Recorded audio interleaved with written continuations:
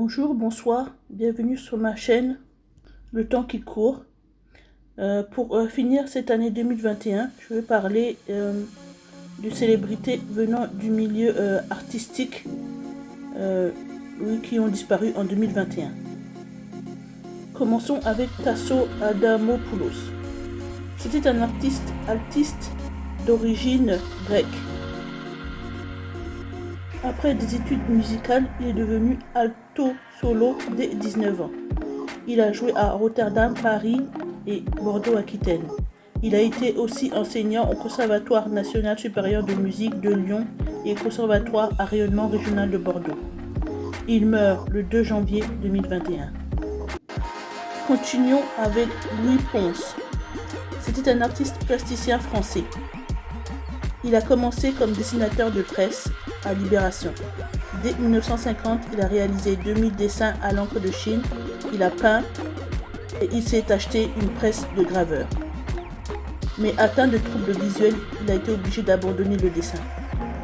En 1959, il a commencé ses premiers emballages, des sortes de collages en 3 dimensions ou tableaux en relief faits d'objets et de matériaux de récupération. Son œuvre a reçu l'étiquette de surréalisme ou encore d'art brut. À travers ses boîtes, ses reliquaires, ses collages, ses assemblages, il poursuit inlassablement une ethnologie poétique qui lui est propre. Il a reçu le prix Bill Gopley en 1971. Plusieurs de ses œuvres sont exposées à Marseille, en Suisse et à Paris. Il meurt le 12 janvier 2021. Continuons avec Boris Zaborov.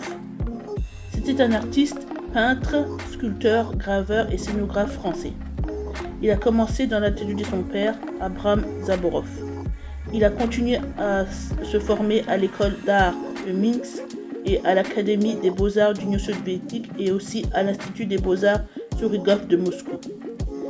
Dès ses premières années de création, il est reconnu en URSS comme illustrateur, décorateur de théâtre. En 1981, il est allé pour se consacrer à la peinture et en 1983, il a eu une exposition personnelle. De 2004 à 2005, il a participé à l'exposition L'autoportrait du XXe siècle. En 2010, à Minsk, il a eu droit à une grande exposition rétrospective au Musée national des beaux-arts de Biélorussie. Il a reçu plusieurs prix, dont le Chevalier de l'Ordre des Arts et des Lettres en 2012. En 1971, il a eu la médaille d'or de Leipzig en Allemagne. En 2001, il a eu le prix de Saint-Pétersbourg pour la littérature et l'art. Il meurt le 20 janvier 2021. Ensuite, nous avons Christian Boltanski. C'était un plasticien, photographe, sculpteur, cinéaste français. Dès 14 ans, il a commencé à peindre. Dès 1967, il a abandonné l'art mais s'est mis à l'écriture. Il a fait des courts-métrages.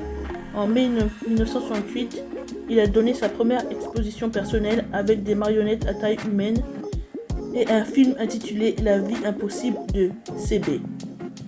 Ses premières œuvres comprennent des images de familles idéales et des modes de vie imaginaires faites pour des êtres exposés comme si elles étaient dans des musées. En 1969, il a publié son premier livre, a réalisé une série de films courts entre 1969 et 1971 dans lesquels il s'est mis en scène dans des dispositifs grotesques, l'homme qui tousse, l'homme qui lèche derrière la porte. En 1986, il a commencé à créer des installations mixtes médias, c'était des matériaux avec la lumière comme concept essentiel.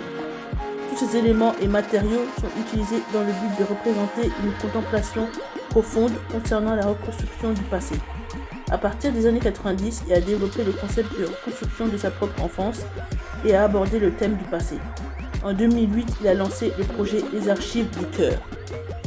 Il a reçu plusieurs prix, dont en 1998, artiste de l'année du Festival d'Helsinki.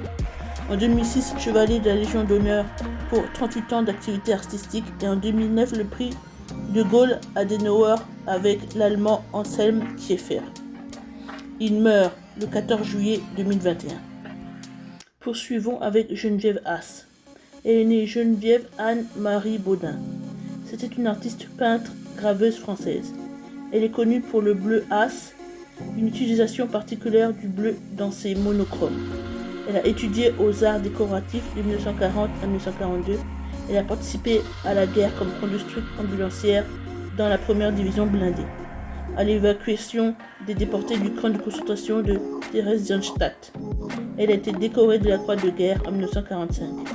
Elle a repris ses activités de peintre. Elle a exposé au 7e salon des moins de 30 ans en 1947 et au salon d'automne. Elle a réalisé sa première exposition personnelle en 1954. À partir de 1950, elle a exposé en France et à l'étranger.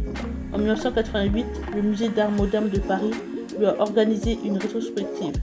Elle a créé des décors pour la Manufacture nationale de Sèvres à partir de 1978, notamment pour le service Diane destiné à l'Élysée. Elle a reçu la Grande Croix de la Légion d'honneur en 2014. Elle meurt le 11 août 2021. Après, on a Rita Letendre. C'est une peintre, muraliste, graveuse québécoise. Elle a fréquenté l'école des beaux-arts de Montréal. Elle a eu plusieurs expositions, dont en 2003-2005 au Musée national des beaux-arts du Québec, en 2021 au Musée du Bas-Saint-Laurent. En 1965, elle a réalisé une murale instituée Sunforce pour le California State College de Long Beach. Le fonds d'archives de Rita Letendre est conservé au Musée national des beaux-arts du Québec.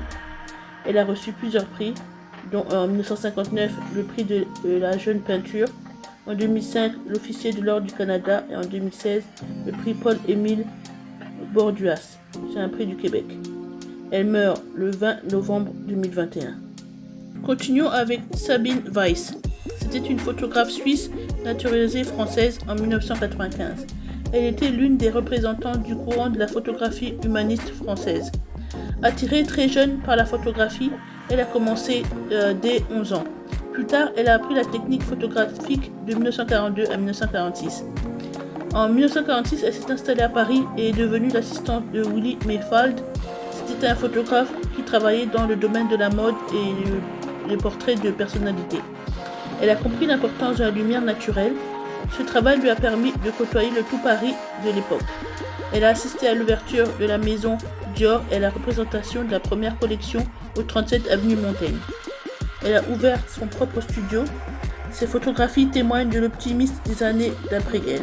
Elle était une photographe complète. Elle a travaillé dans différents secteurs, portraits de musiciens, écrivains, auteurs, actrices. Elle a beaucoup voyagé. En 2007, elle a publié une centaine d'ouvrages. Son travail personnel est attaché à la vie de ce quotidien, aux émotions et aux gens.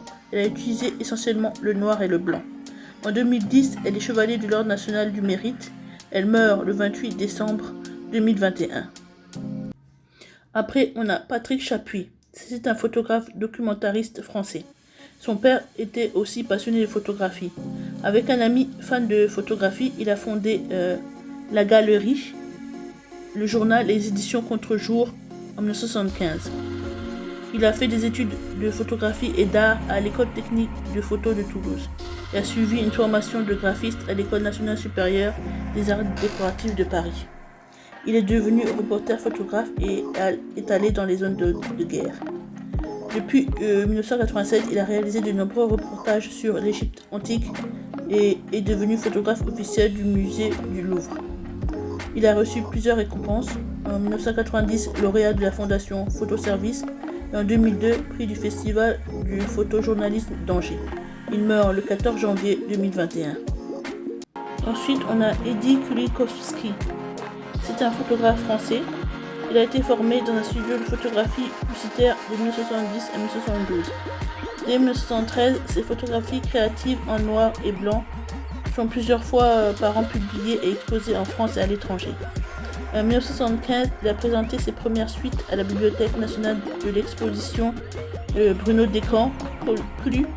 En 1976, il a obtenu le prix Niepce, le plus prestigieux prix français distinguant un photographe. Dans les années 80-90, il a réalisé des photographies de mode et de publicité. À partir de l'an 2000, il a enseigné la photographie et a organisé des stages. Il meurt le 15 janvier 2021. Finissons avec Michel Corboz. C'était un musicien, chef de chœur, chef d'orchestre et enseignant suisse. En Suisse, au Conservatoire de Fribourg, il a étudié le chant soliste et la composition. Attiré par la direction, il a fondé l'ensemble vocal et instrumental de Lausanne en 1961. Il était également professeur au Conservatoire de musique de Genève. Grâce à la firme Erato, il a enregistré ses plus grands succès, cela lui a valu une notoriété internationale. Il a dirigé des chœurs a cappella, des cantates, des oratoires. Il avait une grande ferveur pour la musique vocale. Il a reçu plusieurs distinctions. En 2003, près de la ville de Lausanne, pour les 50 ans de fidélité chorale. En 1996, commandeur de l'Ordre des Arts et des Lettres. En 1990, Grand Prix de la Fondation vaudoise pour la promotion et la création artistique. Il meurt le 2 septembre 2021. Connaissez-vous tous ces artistes ou les avez-vous déjà rencontrés ou peut-être acheté leurs livres ou alors vous jouez d'un instrument de musique ou vous avez des activités artistiques comme je sais pas la danse ou la peinture. Dites-le moi dans les commentaires, j'aimerais bien savoir. Et surtout, n'oubliez pas de vous abonner, de liker, de partager. Et je vous retrouve dans la prochaine vidéo. Bye!